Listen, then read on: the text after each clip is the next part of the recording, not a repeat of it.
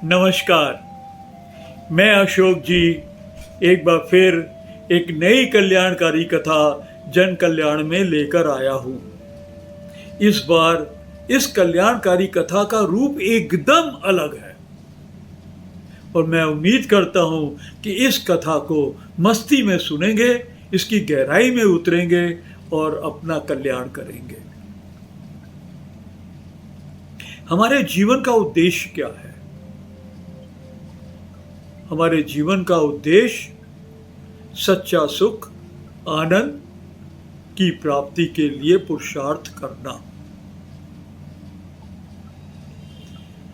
अगर हम गधे की तरह दिन भर सिर में बोझा लाद कर घूमते रहेंगे, चिंताओं का पहाड़ अपने सिर पे लाद लेंगे, बीवी की चिंता, काम की चिंता, बिजनेस की चिंता, बच्चे की पढ़ाई की चिंता, उसको बच्चे को सेटल करने की चिंता, सब चिंताओं में अगर लगे रहेंगे तो हमें सच्चा सुख कैसे प्राप्त होगा?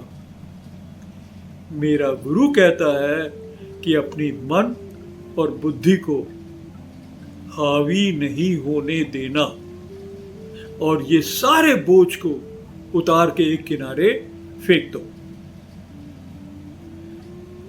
गुरु कहता है कि हम लोग क्या करते हैं, दिन भर ईश्वर से कहते हैं कि हे ईश्वर मुझे बिजनेस में फायदा दिला दो, हे ईश्वर मेरे बेटे को नौकरी दिलवा दो, हे ईश्वर मेरे शरीर की तबीयत ठीक कर दो। अरे भाई, सुबह से शाम आप ईश्वर को अपना नौकर बना के रखना चाहते हो। आप चाहते हो कि ईश्वर आपका काम करे। गुरु हमें सिखाता है कि हम किस तरीके से ईश्वर की इच्छा में काम करें। वो हमें ईश्वर का बनाता है, तभी हमें सच्चा सुख और आनंद प्राप्त होता है। आज जो विचित्र कथा है वो 500 साल पुरानी है और ये कथा एक पागल की कहानी है। पागल की कहानी है ना विचित्र, लेकिन सुनाऊंगा। एक 9-10 साल का लड़का एक पेड़ के नीचे बैठा हुआ है, बड़े मस्ती में लोकगीत गुनगुना रहा है। उस पेड़ के बगल में एक बहुत सुंदर तालाब है, उसका पानी बहुत ही निर्मल है और लड़का, बच्चा मस्त है। उसी समय एक बहुत बड़ी कार वहां पर आकर रुकती है। उस कार से एक 15-16 साल का बच्चा, बेटा उतरता है और साथ में उसके 70-75 साल के पिताजी भी उतरते हैं।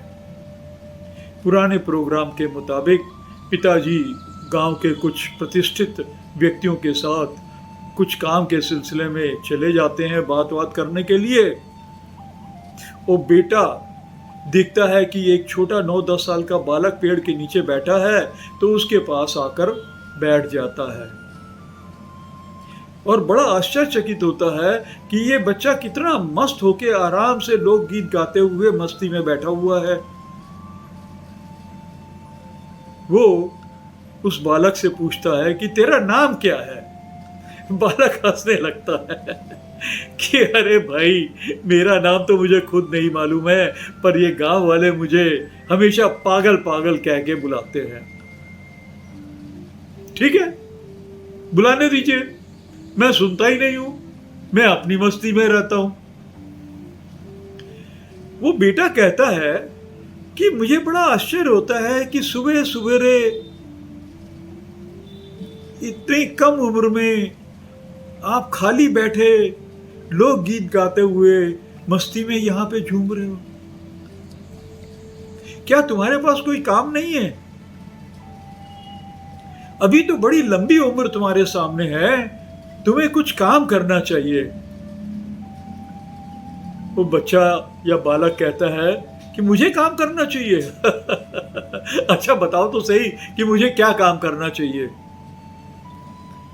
तो वो बताता है कि मेरे पिताजी की 2 बहुत बड़ी फैक्ट्री हैं वो एक तीसरी फैक्ट्री यहाँ लगाने के लिए आए हुए हैं। इसीलिए प्रतिष्ठित व्यक्तियों से बात कर रहे हैं कि अगर उन्हें कुछ ज़मीन यहाँ पर मिल जाएगी तो वो एक फूड प्रिजर्वेशन, क्योंकि यहाँ पर आम के बहुत पेड़ हैं, तो उसकी एक फैक्ट्री बना देंगे, जिससे कि गांव वाले लोगों को काफ़ी नौकरी मिलेगी, काम मिलेगा, पैसे मिलेंगे, गांव की खुशहाली होगी।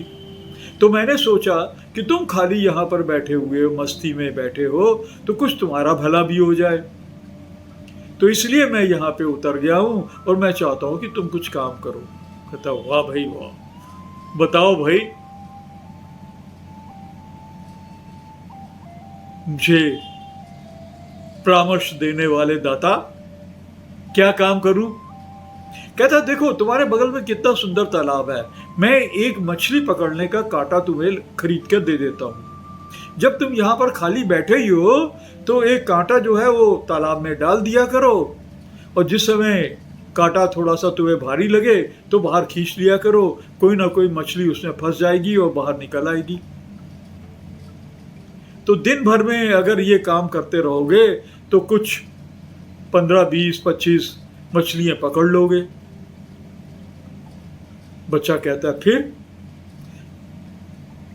वो बेटा कहता है फिर उस मछली को बाजार में बेच देना, बेचने के बाद तुझे कुछ पैसे मिल जाएंगे, तो उन पैसों से तुम अपने लिए कुछ थोड़े से अच्छे कपड़े खरीद लेना। ये देखो तुम्हारे कितने पुराने कपड़े हैं। बच्चा कहता है ठीक है, बढ़िया। फिर उसके बाद कहता है रोज फिर यही काम करना, रोज मछली पकड़ना, रोज बाजार में बेच देना। अब तुम्हारे पास अगर अच्छे कपड़े हो जाते हैं तो रहने के लिए अपना घर ठीक ठाक कर लेना। कहता ठीक। उसके बाद? कहता उसके बाद एक काम करना कि एक जाल खरीद लेना। जाल खरीदने से इस तालाब के ऊपर जब जाल डालोगे तो बहुत सारी मछलियां पकड़ लोगे। बच्चा कहता है वाह भाई वाह, अब और उसके आगे क्या करूं? कहते हैं कि उसके बाद एक काम करिएगा, वो सारी मछलियां जो हैं शहर में जाके बेचना, उससे ज़्यादा पैसे मिलेंगे। जब ज़्यादा पैसे मिलेंगे तो एक बहुत अच्छा सा अपने लिए घर खरीद लेना, और मेहनत करना और काम करना। उसके बाद शादी कर लेना। शादी करने के बाद आप एक काम करना कि एक कार भी खरीद लेना, ताकि आने जाने में सहूलियत होगी। कभी बीमार पड़ोगे तो अच्छे हॉस्पिटल में अपना इलाज भी करा लोगे। यहाँ खाली बैठे बैठे चने चबाते रहोगे तो जिंदगी में कुछ भी नहीं कर पाओगे। बच्चे को थोड़ी सी हंसी आई, कहने लगा हाँ यार, मैं तो फालतू चने ही खा रहा था। अच्छा ये बताओ तुम भी चने खाओगे? लो खा लो। बेटा कहता है नहीं भैया, मैं चने वने नहीं खाता हूँ, मैं 5 स्टार होटल से खाना नाश्ता अच्छी तरीके से खा के आया हूँ। तो वो बच्चा फिर हंसने लगता है, कहता 5 स्टार, 5 स्टार? क्या तुम्हारे पिताजी ने या किसी ने आसमान से वो 5 तारे तोड़ के अपनी एक बिल्डिंग के आगे चिपका दिए, इसलिए उसका नाम रख दिया 5 स्टार होटल जहां तुमने खाना खाया? वाह भाई वाह, वाह भाई वाह, क्या बात है। खूब हंसने लगा। उस बालक ने कहा, बेटे ने कहा कि तुम नहीं समझोगे कि 5 स्टार होटल क्या होता है। तुम तो एक गांव में रहने वाले हो, फालतू में हंसते रहते हो, बिल्कुल पागल ही हो। कहता देखा, गांव वाले भी पागल कहते हैं, तुमने भी पागल कहा, तू भी पागल, मैं भी पागल, ये कह के उसके गले लग जाता है कि हम सब भाई भाई हैं। लड़के को बड़ा खराब लगता है, वो उसको थोड़ा हल्का सा ढकेल देता है। कहता है कि मैं तो तेरा जीवन सुधार रहा हूं और तू मुझे ही अपना भाई बना ले रहा है। कहता नहीं नहीं, अच्छा ठीक है, बताओ क्या मेरी शादी भी हो गई, बच्चे भी हो गए, घर भी हो गया, कार भी हो गई, फिर मुझे क्या करना चाहिए? कहता है कि फिर एक काम करना कि बहुत सारी बोट्स खरीद लेना, बोट लेके किसी समुद्र में जाना और वहाँ पे बड़े बड़े जाल डाल के मछलियाँ खूब पकड़ना और मछलियों का फिर एक्सपोर्ट करना शुरू कर देना। और एक दिन तुम उस शहर में एक बहुत रईस आदमी बन जाओगे और लोग तुम्हारी बहुत इज्जत करेंगे। कहते हैं वाह भाई वाह, ये तो बहुत अच्छी बात बताई कि लोग इज्जत करेंगे। मैं लोगों की इज्जत के लिए अपना ये मस्ती वाला जीवन छोड़ दूंगा। बताओ उसके बाद क्या करूं?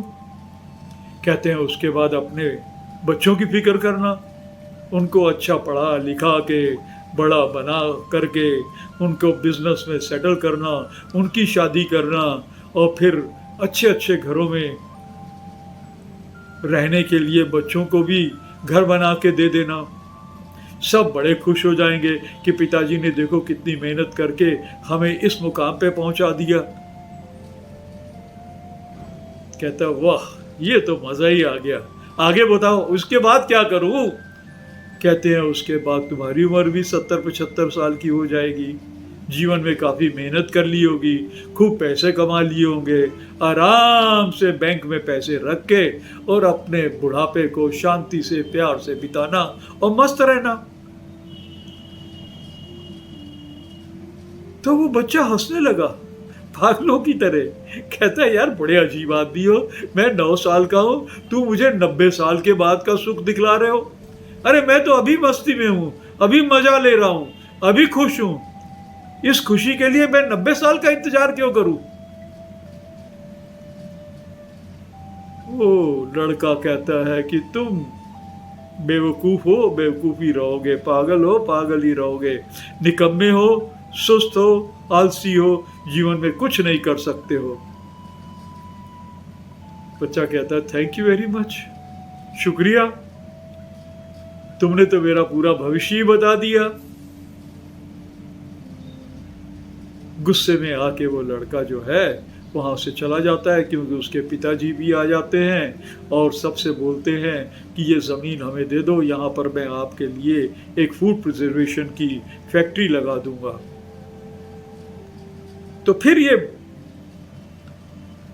बच्चा जो है उसके पास जाता है, कहता है यार तेरे पिताजी तो मेरे गांव वालों से भीख मांग रहे हैं कि जमीन दे दो, जमीन दे दो। अरे क्यों दे दें जमीन, वो जमीन उनकी माँ है, वो माँ का सौदा नहीं करते हैं, वो उसी में थोड़ा बहुत कमा के खुश रहते हैं। मैं तो कभी किसी से भीख नहीं मांगता हूं, मैं तो हमेशा खुश और मस्त भी रहता हूं।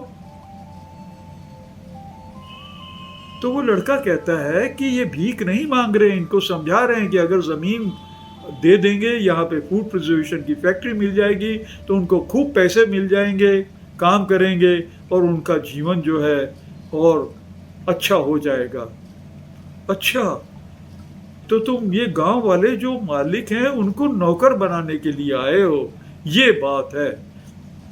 तो उस लड़के ने कहा तू तो पागल है, पागल ही रहेगा, और उसको ढकेल के चला जाता है और आगे जाके पिताजी के साथ खड़ा हो जाता है और फूड प्रिजर्वेशन की फैक्ट्री के लिए ज़मीन की बातें करने लगता है। ये बच्चा भी खड़ा होता है, अपने घर की तरफ चल देता है। रास्ते में एक ईंटे का टुकड़ा मिलता है, पैर से उस ईंटे के टुकड़े के साथ ही खेलता रहता है। बड़ा मज़ा आता है उसको। पहले बाएं हाथ से उस ईंटे को मारता है, फिर दाएं पैर से मांगता है, फिर बाएं पैर से मारता है। मारते मारते एक बार वो ईंटा सड़क के किनारे पहुंच जाता है तो फिर ताली बजा के हंसने लगता है। वाह भाई वाह, अब ईंटा तू एक अपनी सही जगह पे बैठ गया है, अब तू किसी को तंग नहीं करेगा। उसके बाद एक गाना गाते हुए नाचते हुए अपने कमरे में चला जाता है। कमरा एक छोटा सा कमरा है,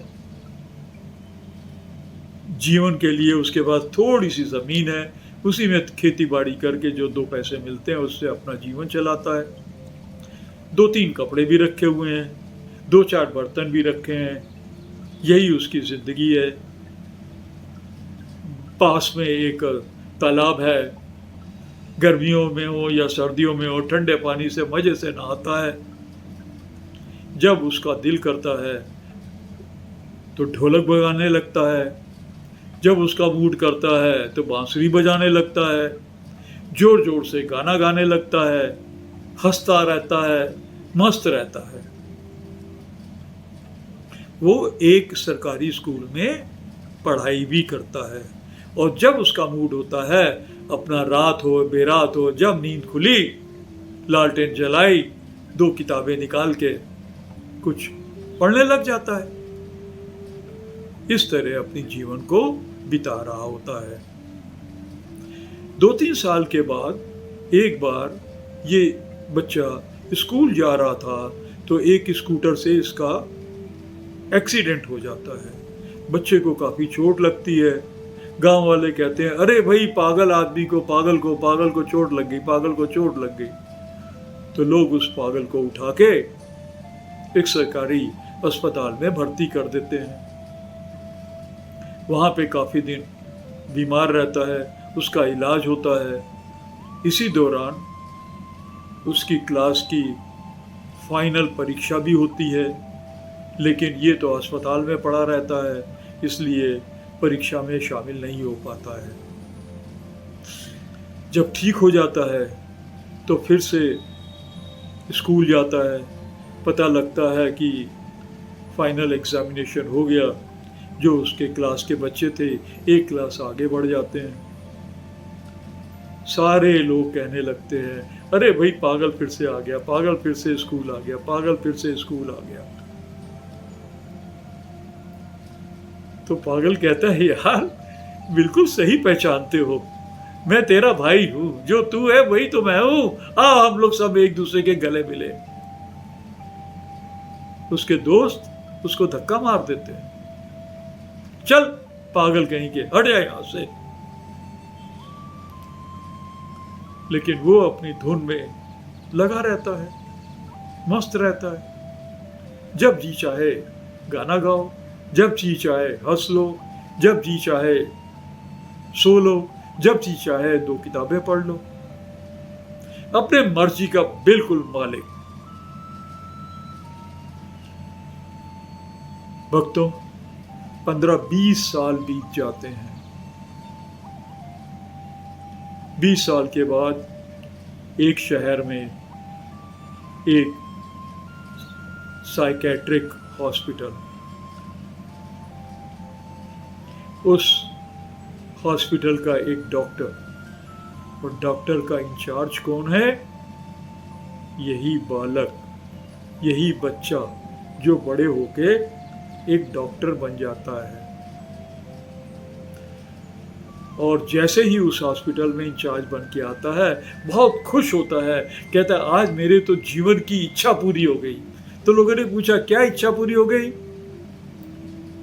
तो बताता है कि स्कूल में एक बार एक अध्यापक ने उससे पूछा था कि तुम्हारी जिंदगी का मकसद क्या है? तो मैंने बताया था, मैं तो पागल आदमी हूँ, पागलों के बीच में रहना चाहता हूँ, उन पागलों को दीवाना बनाना चाहता हूँ, पागलों के बीच में पागलों की तरह रह के सबको दीवाना बना देना चाहता हूँ। मेरा आज अपना जीवन का मकसद जो है पूरा हो गया। वो पागलों का इलाज करता है बड़े अजीब तरीके से। उनसे कहता है कि जोर जोर से चिल्लाओ, जोर जोर से हंसो और जोर जोर से बोलो, मैं पागल नहीं नहीं नहीं, मैं पागल नहीं नहीं नहीं, तू पागल नहीं नहीं नहीं, तू पागल नहीं नहीं नहीं, हम सब भाई भाई, हम सब भाई भाई। ऐसे उनको खूब नचाता है। सुबह उठाता भी है, रोज नए नए ब्रश लाके उनको देता है, कहता है सबसे पहले दांत साफ करो मस्ती में, खूब रगड़ रगड़ के। पागल हैं तो क्या करते हैं कि एक आदमी ब्रश लेके दूसरे के दांत साफ करता है, दूसरा तीसरे का करता है, तीसरा चौथे का करता है, बस इसी तरीके से चल रहा है। लेकिन सब बड़े खुश हैं, सब हंस रहे हैं। खाना भी खाते हैं तो सब बैठते हैं एक साथ, लेकिन टुकड़ा जो है रोटी का तोड़ के दूसरे के मुंह में डाल देते हैं, दूसरा तीसरे के मुंह में डाल देता है, बस ऐसे ही। और ये डॉक्टर भी उन्हीं के बीच में उन्हीं की तरह से व्यवहार करता है, उन्हीं की तरीके से ही अपने दांत साफ कराता है, उन्हीं के तरीके से ही बैठ के उनके साथ खाना खाता है। क्योंकि ये डॉक्टर भी उस हॉस्पिटल के ही एक कमरे में रहता है। एक छोटा सा कमरा उसे चाहिए, 2-4 कपड़े चाहिए और जीवन में कुछ चाहिए नहीं।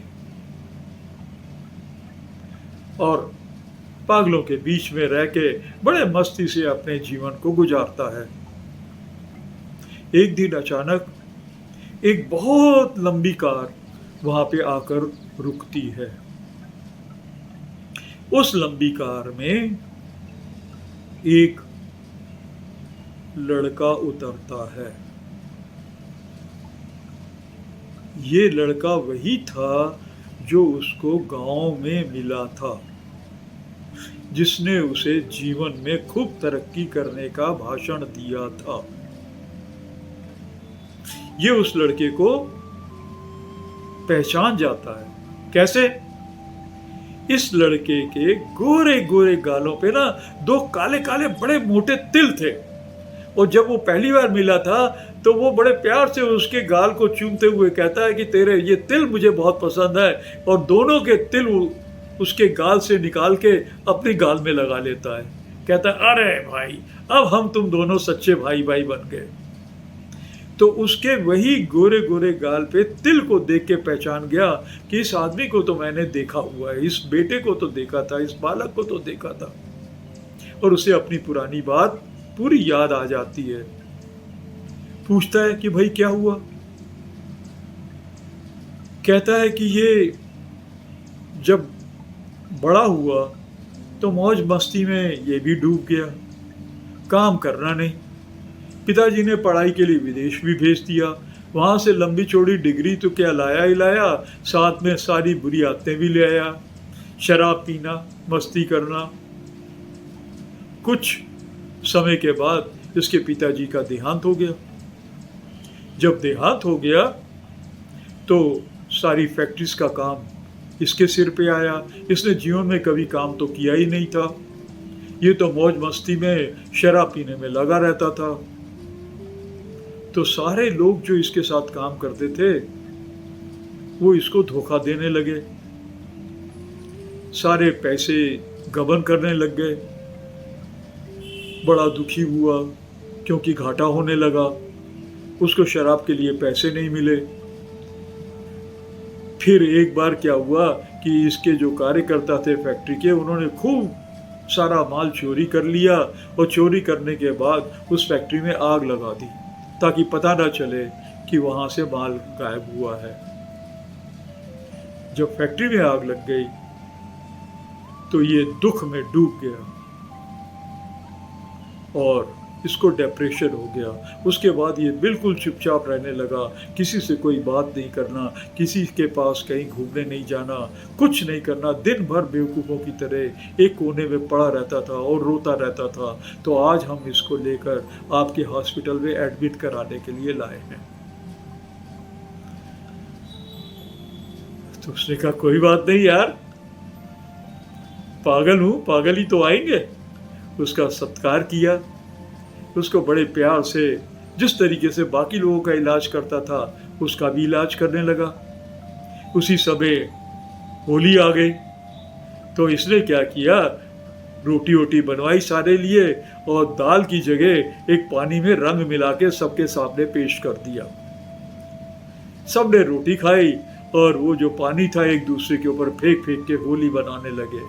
अरे बड़े खुश होने लगे, क्या लाल पीला नीला हरा रंग दिख रहा है, बड़ा मजा आ रहा है। साथ में शरबत भी दिया गया, शरबत भी उन्होंने पिया कम, अपने शरीर के ऊपर ही पलट लिया, दूसरों के शरीर पे पलट दिया। बोले क्या मजा आ रहा है, गर्मी में ठंडी ठंड लग रही है।